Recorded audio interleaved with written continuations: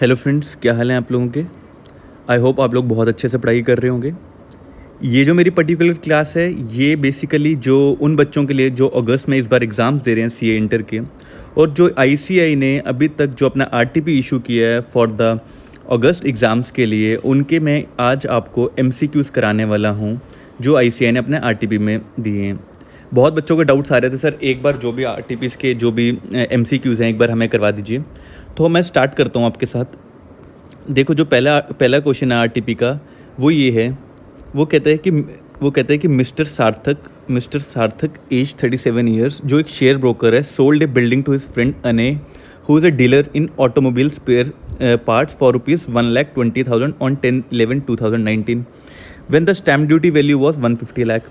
यानी इसमें हमें क्या पता चला कि मिस्टर सार्थक ने एक बिल्डिंग बेची अपने फ्रेंड अने को। ठीक है, कितने की बेची? 120 लाख की बेची, 10 नवंबर 2019 को बेची। जिस टाइम पे उसकी स्टैम्प ड्यूटी कितनी थी? स्टैम्प ड्यूटी थी 1,50,000। ठीक है, the agreement was however entered on 1 सितंबर 2019। कहता बट जो एग्रीमेंट टू सेल था वो हमने 1 सितंबर 2019 को ही कर दिया था, और उस टाइम पे जो स्टैम्प ड्यूटी वैल्यू थी, उस टाइम पे स्टैम्प ड्यूटी वैल्यू 1,40,000 थी। ठीक है, कहता mister Sarthak had received a down payment of ₹15 lakh by cross cheque from Anay on the date of agreement. अब उसने डेट ऑफ एग्रीमेंट में 15 लाख रुपया रिसीव किया। ठीक है, बट पैसा किससे रिसीव किया? क्रॉस पे चेक से रिसीव किया। Mister Sarthak purchase the building for ₹95 lakh on 10 May 2017। Further mister Sarthak also sold an agricultural land, उसने एक एग्रीकल्चरल लैंड भी बेची। ठीक है, for ₹60 lakh to mister Vivek on 1 March 2020 which he had acquired on 15 June 2014 for ₹45 lakh. Stamp duty value of agricultural land on 1 March 2020 was 75 lakh. ठीक है, अब वो कहता है कि in the light of the above facts you are required to answer the following questions. अब following questions कौन कौन से हैं? फॉलोइंग क्वेश्चंस ये हैं। पहला क्वेश्चन कहता है कि क्या is there any requirement to deduct tax at source on consideration paid और payable on transfer of building and agricultural land. तो क्या जो उसने सेल किया, तो यानी जो पेमेंट कर रहे हैं, क्या उस पे टीडीएस की डिडक्शंस का 194 जो सेक्शन हमारा सेक्शन 194 IA जो है वो कहता है जो कि कोई भी अगर प्रॉपर्टी अगर उसकी वैल्यू 50 लाख से ज़्यादा है तो आपको टीडीएस काटना है। अब देखो, अगर हम यहाँ पे बात करें, मिस्टर सार्थक ने क्या किया है, जो बिल्डिंग सेल की है वो किसको सेल की है? वो उसने सेल किया है अने को। ठीक है, और मिस्टर सार्थक ने क्या किया है, एक और एग्रीकल्चर लैंड सेल की है, वो सेल किया विवेक को। जो एग्रीकल्चर लैंड सेल की है वो तो आ गया, वो तो उस पर तो टैक्स नहीं लगा, वो एग्जाम फ्री इनकम है। बट जो सार्थक ने अने को जो ये सेल की है, जो बिल्डिंग सेल की है, और उसकी वैल्यू सिंस 50 लाख से ज़्यादा है, तो अने को जो होगा वो टीडीएस काटना है किस पे? 194 IA पे। तो यानी इसका आंसर क्या होगा? Yes mister Ane is required to deduct tax at source under 194 IA। ठीक है, तो अने को 194 IA में टीडीएस काटना है।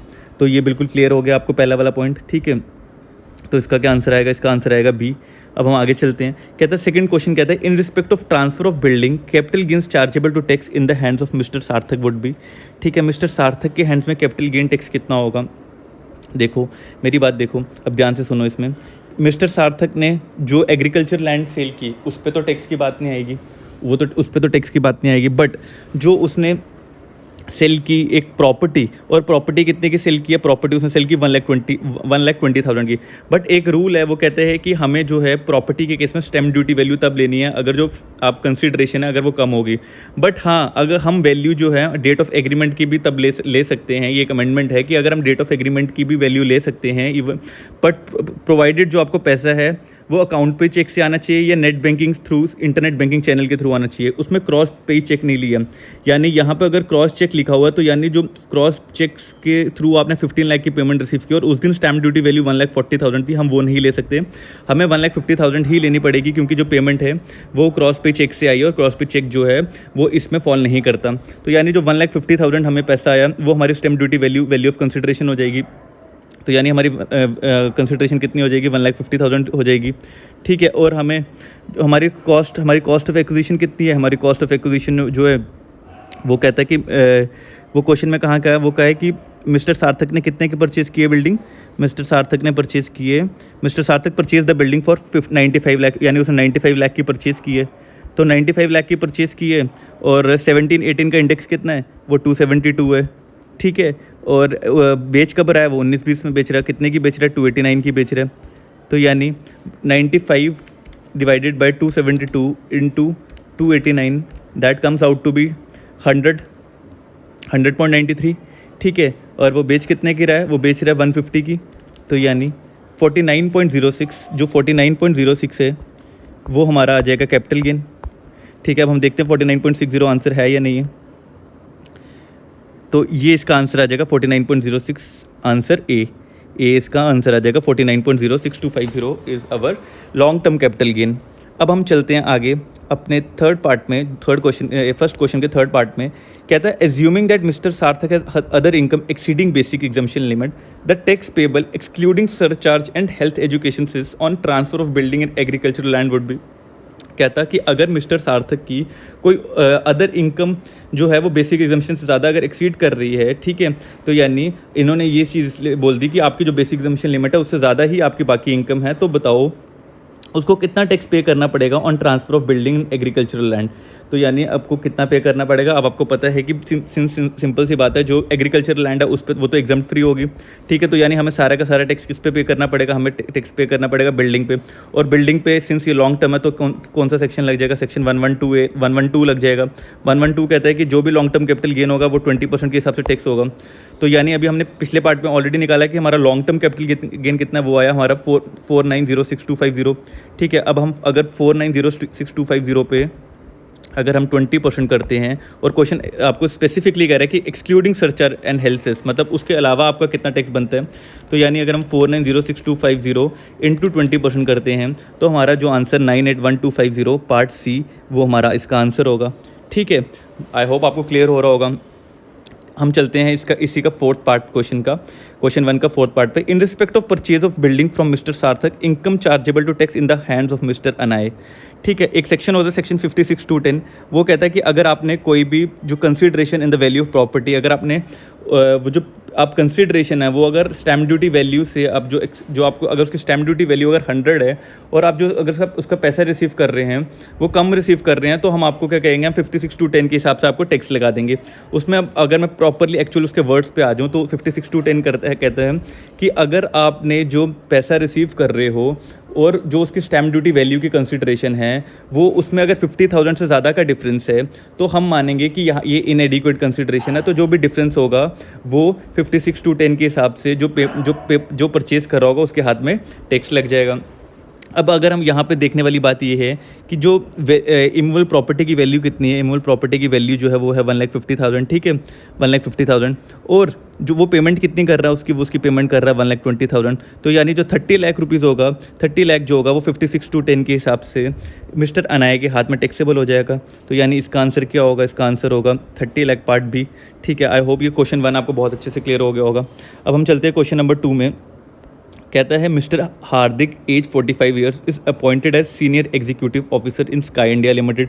अब स्काई इंडिया लिमिटेड में मिस्टर हार्दिक एक एम्प्लॉई है, ठीक है, और वो कहाँ पर एम्प्लॉई है, वो मुंबई में एम्प्लॉई है, और उसने कब जॉब स्टार्ट की, 1 फरवरी 2019 में, 1 फरवरी 2019 में उसने जॉब स्टार्ट की है, और उसका इन द स्केल ऑफ 35,565। अब ये बहुत बच्चों को डाउट आ रहा था, मेरे को बहुत क्वेरीज आ रही है, सर ये क्या है, ध्यान से समझना ये क्या होता है। इसका मतलब होता है एक जो एम्प्लॉई जब अपनी जॉब स्टार्ट करेगा तो उसको हम 35,000 रुपीज़ की उसको हम बेसिक सैलरी देंगे, और हर साल 1 साल ख़त्म होने के बाद उसकी हम सैलरी 3500 से इंक्रीज़ करेंगे, ठीक है। वो कब तक इंक्रीज़ करेंगे, वो कब तक हम उसकी इंक्रीज़ करेंगे 3500 से, हम वो तब तक करते रहेंगे, हर एक साल बाद 3500 हर साल इंक्रीज़ करते रहेंगे जब तक उसकी सैलरी 65,000 नहीं पहुंचती, ठीक है। यानी इस केस में अगर वो 1 फरवरी 2019 को ज्वाइन कर रहा है, 1 फरवरी 2019 को ज्वाइन कर रहा है, तो यानी 31 जनवरी 2020 तक उसकी जो सैलरी होगी वो 35,000 होगी। फिर 1 फरवरी 2020 से लेकर 31 जनवरी 2021 तक उसकी सैलरी कितनी हो जाएगी, 38,500 हो जाएगी, ठीक है। तो यानी हर साल 3500 बढ़ेगी। इस पॉइंट को ये याद रखना, इसका मतलब ये होता है। हम आगे चलते हैं, क्वेश्चन में आगे बढ़ते हैं। कहता है he is paid DA at 40% of salary forming part of retirement benefits, ठीक है। उसको कहते हैं जो DA वो रिटायरमेंट बेनिफिट्स का पार्ट है। उसको रेंट फ्री अनफर्निश्ड अकोमोडेशन दी है 1 मई 2019 को, which is occupied only from 1 October 2019. The company pays lease rent of 5,000 per month. He has been provided a car of 2,000 cc capacity, which is used by him for private purpose only. The actual cost of the car is 8 lakh. ठीक है. The monthly expenditure of the car is 5,000 which is fully met by the employer. He pays a lump sum premium of 1,50,000 towards health insurance for the wife of 48 months on 1st October 2019 by account pre-check. He contributes 1,50,000 towards PPF. ये मैंने question पढ़ लिया, मुझे पता है अभी इसमें आपको कुछ समझ नहीं आया, तो हम इसके क्वेश्चन डिस्कस करते हैं. सेकंड क्वेश्चन के, in the light of the above facts you are required to answer the following. कहता है value of rent free accommodation chargeable to tax in the hands of mister Hardik. अब देखो, employer यहाँ तो आपको HRA देता है या आपको रेंट फ्री अकोमोडेशन देता है कि एक घर दे देता है एम्प्लॉय को, कहता है तो इस घर में रह सकता है. अब हो सकता है एम्प्लॉयर जो घर है या तो उसका अपना हो सकता है या वो उस घर को किसी से रेंट पे लेके आपको आगे फ्री ऑफ कॉस्ट दे सकता है रहने के लिए. दोनों ये in the form of value of perquisites में इसको हम चार्जेबल टू टैक्स होते हैं. ठीक है, तो इस केस में आपको क्वेश्चन में कहा हुआ है जो आपको रेंट फ्री अकोमोडेशन दी है एम्प्लॉयर ने, वो एक रेंट फ्री अनफर्निश्ड अकोमोडेशन दी जो आपने 1 अक्टूबर 2019 से उसमें आप रहना स्टार्ट किए. ठीक है, और जो कंपनी ने लीज रेंट जो कंपनी पे कर रही थी आप जिससे उसने वो घर लिया, वो उसको दे रहे थे 5,000 रुपये पर मंथ. ठीक है, बट एम्प्लॉई के हाथ में तो वो टैक्स फ्री था. ठीक है, सॉरी, एम्प्लॉई के हाथ में तो वो चार्जेबल नहीं था, बट इन द सिंस वो वैल्यू ऑफ परक्विजिट्स जो होगी वो टैक्सेबल होगी. और हम उसकी टैक्सेबिलिटी कैसे निकालते हैं, उस केस में वो कहता है कि अगर जो एम्प्लॉयर है, ठीक है, अगर उसने वो कुछ ऐसी अकोमोडेशन दे रहा है जो उस एम्प्लॉयर ने भी आगे से उसका रेंट पे कर रहा है उस अकोमोडेशन को, तो कहता है उस केस में जो परक्विजिट्स एम्प्लॉयज़ के हाथ में जो टैक्सेबल होगी वो होगी जो तो एक्चुअल अमाउंट पे कर रहा है एम्प्लॉयर उस रेंट का. ठीक है, या वो अमाउंट पूरे साल का, या 15% of salary which ever is lower. और सैलरी की डेफिनेशन में क्या आ गया, salary include basic plus DA plus commission and all other than perquisites. ठीक है, तो यानी अगर यहाँ पे मैं बात करूँ आपकी बेसिक सैलरी कितनी है, बेसिक सैलरी आपकी है वो है 35,000. ठीक है, 35,000 की अगर आपकी बेसिक सैलरी है और उसमें अगर हम परक्विजिट्स पे ऐड कर दें तो वो आपका 35 प्लस इंटू 1.40 हो जाता है 49,000. बट आपको जो अमाउंट पे जो आप हर महीने रेंट पे कर रहे हैं वो पे कर रहे हैं 5,000. इसका 49,000 का अगर हम 15% करें वो भी 7,350 आ रहा है, वो भी जो है हमारे 5,000 से ज़्यादा आ रहा है. ठीक है, तो हम कहेंगे जो आपको क्या होगा, हर महीने 5,000 रुपया जो होगा टैक्स लगेगा. हर महीने आपको 5,000 रुपये जो होगा इस पर टैक्स लगेगा. ठीक है, मतलब आपकी परक्विजिट की वैल्यू होगी. और देखो एम्प्लॉई ने कब वो घर लिया, उसने वो घर कब से रहने स्टार्ट किया, वो रहना स्टार्ट किया 1 अक्टूबर 2019 से. ठीक है, तो यानी हम कह सकते हैं 5 अक्टूबर, नवंबर, दिसंबर, जनवरी, फरवरी, मार्च, 6 महीने. तो यानी अक्टूबर से लेके मार्च तक कितना हो गया, 6 महीने हो गए. तो यानी अगर हम इसको बोलेंगे 6 महीने 5,000 इंटू 6 कितना होता है, ये आ गया हमारा 60,000. तो यानी इसका आंसर क्या आएगा, इसका आंसर आएगा 30,000. ठीक है, 5,000 इंटू 6 30,000 आ गया. ठीक है, अब हम उसके बाद चलते हैं इसके सेकंड पार्ट में, जो कहते हैं mister Hardik would be eligible for deduction in respect of health insurance premium paid during the previous year 19-20. कितना, तो यानी उसने हेल्थ इंश्योरेंस प्रीमियम जो पे किया है अगले 4 सालों के लिए, या उसने टोटल जो 4 सालों के लिए पे किया, तो बताओ 19-20 में कितनी डिडक्शन मिलेगी. अब देखो यहाँ पे क्या लाइन लिखता है, कहता है he has been provided he pays a lump sum premium of 1,50,000 towards health insurance premium for self and his wife for 48 months on 1st October 2019. तो यानी ये 48 मंथ्स का दिया है, तो 12 महीने का इस साल का हुआ 4 साल का. तो अगर हम बोलें 1,50,000, अगर हम 1,50,000 को डिवाइड करें, 1,50,000 को अगर हम 1,50,000 को अगर हम ये 1,50,000 को डिवाइड करते हैं कितने से, अगर हम इसको डिवाइड करते हैं 4 से, तो यानी हमारे पास कितना आता है, हमारे पास आता है अमाउंट 37,500. बट ये जो अमाउंट है ये हमारा जो बेसिक एग्जम्पशन लिमिट है 80D की, जो 80D कहता है कि 25,000 से ज़्यादा नहीं होना चाहिए. तो यानी मैक्सिमम डिडक्शन कितनी मिलेगी, वो हमें मिलेगी 25,000. ठीक है, तो आई होप आपको ये पॉइंट भी समझ आ गया होगा. अगला सेकंड क्वेश्चन का थर्ड पार्ट है, perquisites value of car chargeable to tax in the hands of mister Hardik would be. अब देखो इसमें कार की बात क्या करता है, वो कार की बात करता है, कहता है he has been provided A car of 2,000 CC, यानी 1,600 सीसी से ज़्यादा है. यहाँ तो गाड़ी 1,600 सीसी से कम होगी या ज़्यादा होगी. ठीक है, तो ये ज़्यादा है, 2,000 सीसी है. और उसमें actual cost of the car कितनी 8 लाख है, और the monthly expenditure of the car कितनी है 5,000 which is fully met by the employer. अब ये अगर परक्विजिट्स कार का है और उसकी जो सीसी है वो 1,600 सीसी से ज़्यादा है, और वो पर्सनल पर्पस सोली पर्सनल पर्पस के लिए यूज़ करता है, तो जितना भी एम्प्लॉय के ऊपर उस पेट्रोल का खर्चा या उसके ड्राइवर का खर्चा जो कर रहा है वो फुली टैक्सेबल है. तो यानी 5,000 पर मंथ हो गया. तो यानी 5,000 पर मंथ इंटू 12 कितना होगा 60,000, प्लस उसमें जो actual cost of the car है उसका 10% जो है वेयर एंड टेयर वो भी वैल्यू जो होगी वो ऐड होएगी। तो यानी अगर हम बोलें तो कितना अमाउंट इसमें टैक्स, इसमें कितना अमाउंट लग गया, इसमें हम बोलें, अगर इसमें हम बोलूँ तो 5,000 इंटू 12 यानी 5,000 इंटू 12 वो कितना हो गया, वो हो गया 60,000, ठीक है। प्लस कितना हो गया, प्लस इसमें आ गया 8 लाख जो वैल्यू की कार ऑफ वैल्यू, उसका 10% कितना हो गया 80,000। तो यानी 60,000 प्लस 80,000 कितना होगा 1,40,000 जो है, जो 1,40,000 है, यानी थर्ड का डी पार्ट वो इसका आंसर आ जाएगा, ठीक है। आई होप आपको बहुत अच्छे से समझ आ गया होगा ये। अब हम क्वेश्चन थर्ड पे चलते हैं, जो कहता है mister Raghav has 3 houses for self occupation, what would be the tax treatment for assessment year 2021 in respect of income from house property. अब देखो, अगर किसी के पास 3 घर हैं तो income under the house property में एक रूल होता है कि कोई भी आप 2 घर जो हैं उनको सेल्फ ऑक्यूपाइड मान सकते हो, और थर्ड वाले को आपको डीम टू बी इसको मानना पड़ेगा कि ये जो deem to be let out मानना पड़ेगा, ठीक है। अब वो कहता है कि इसमें से कौन सा जो टैक्स ट्रीटमेंट है ठीक है। अब पार्ट ए कहता है कि 1 house at the option of mister Raghav would be treated as self occupied. 1 तो वो ट्रीट कर ही नहीं सकता क्योंकि उसको 2 का ऑप्शन दिया हुआ है, ठीक है, तो ये तो हो नहीं सकता। सेकेंड पार्ट कहता है 2 houses at the option of mister Raghav would be treated as self occupied, the other house would be deem to be let out. ये बिल्कुल ठीक आंसर दिया हुआ है। सेकंड ये इसका ये होना चाहिए, थर्ड का बी होना चाहिए आंसर। हम बाकी 2 पार्ट्स तो पढ़ लेते हैं, बट मेरे को तो ये इसका थर्ड का बी ही लग रहा है। थर्ड कहता है 1 house at the option of assessing officer के हाथ में नहीं होता, तो यानी ये भी आंसर नहीं होगा। और 2 houses at the option of assessing officer, ये भी नहीं होगा। तो यानी थर्ड का क्या आंसर होगा, थर्ड का जो आंसर होगा वो होगा बी। आई होप आपको बिल्कुल क्लियर हो गया होगा ये भी, ठीक है। उसके बाद हम चलते हैं क्वेश्चन फोर्थ में, जो कहता है अरुण's gross total income of previous year 1920 is 2,45,000. He deposits 45,000 in the PPF. He pays electricity bills regarding aggregating to 1.20 lakh in previous year 1920. Which of the following statement is correct? अब देखो, मैं इस question को पढ़ने से पहले आपको बता दूं, देखो ऐसे सेक्शन 139(1) कहता है कि किसी भी इंडिविजुअल की अगर ग्रॉस टोटल इनकम, अगर उसकी बेसिक एग्जम्पशन लिमिट से ज़्यादा अगर उसकी इनकम है तो उसको रिटर्न फाइलिंग मैंडेटरी है। बट 3 केसेस ऐसे हैं जहाँ पे इवन उसकी इनकम अगर ग्रॉस टोटल इनकम से कम है तब भी उसको रिटर्न फाइलिंग मैंडेटरी होगी। वो 3 केसेस क्या हैं, वो हैं कि अगर तो उस इंडिविजुअल ने बैंक में पैसा 1 साल में 1 करोड़ रुपये से ज़्यादा डिपॉजिट कराया, या उसने फॉरेन ट्रैवल अगर किया और उसमें जो फॉरेन ट्रैवल का एक्सपेंडिचर है वो 2 लाख से ज़्यादा है, या उसका इलेक्ट्रिसिटी बिल का खर्चा, घर का जो बिजली का खर्चा वो अगर 1 लाख रुपये से ज़्यादा होगा, तो उसको इवन अगर उसकी ग्रॉस टोटल इनकम से बेसिक एग्जम्पशन से अगर उसकी इनकम कम है तब भी उसको रिटर्न फाइलिंग मैंडेटरी होगी अंडर 139(1), ठीक है। अब वो इस क्वेश्चन में कहता है कि अरुण की जो इनकम ग्रॉस टोटल इनकम है वो 2,45,000 है, ठीक है। तो क्या इनमें से उसकी कौन सी स्टेटमेंट उसको ट्रू है। कहता है Arun is not required to file his return for 1920 since his total income before his giving the effect to deduction and ATC does not exceed the basic exemption limit, ठीक है। तो एक ये पार्ट दिया। सेकंड पार्ट दिया Arun is not required to file return since his electricity bill does not exceed 2 lakh.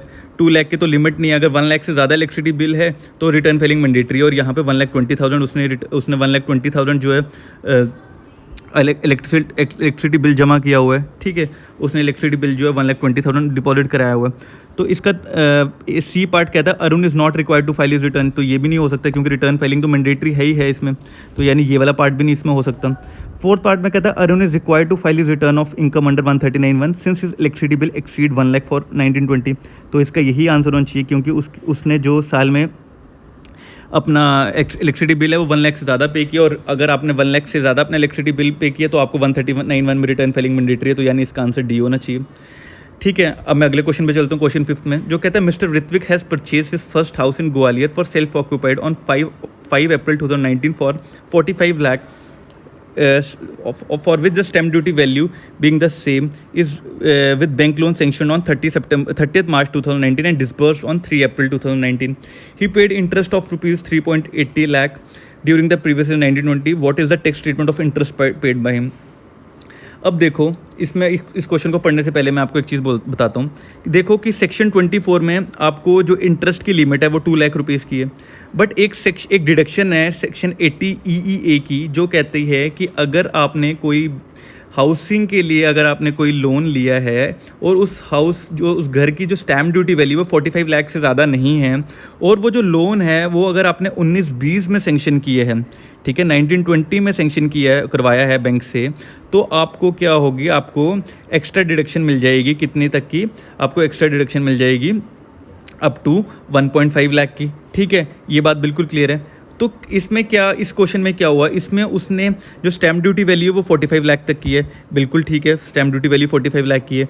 But जो bank ने जो लोन सेंक्शन करवाया वो 30 मार्च 2019 है, उसकी लिमिट है 80 EEA कहता है कि अगर आपने बैंक जो लोन सेंक्शन कराया वो 1 अप्रैल 2019 से के लेके अगर 31 मार्च 2020 के बीच में है, सिंस यहाँ पर लोन जो सेंक्शन हुआ 30 मार्च 2019 में हुआ है, तो यानी ये वाली कंडीशन फुलफिल नहीं हुई, तो यानी उसको 80 EEA के हिसाब से जो इंटरेस्ट ऑन डिडक्शन है वो नहीं मिलेगा।